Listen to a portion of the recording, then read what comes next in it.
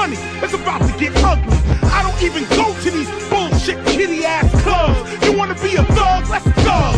First of all, soldiers speak to soldiers, captains speak to captains, lieutenant, cool. But your first mistake is you stepping to me, rookie, like you an OG and you just a runner, fool. Who really got these streets on lock? Whose name really holds high respect on the block? Who opened up these clubs and taught you how to mix? Who opened up these thugs from Compton to the Bridge?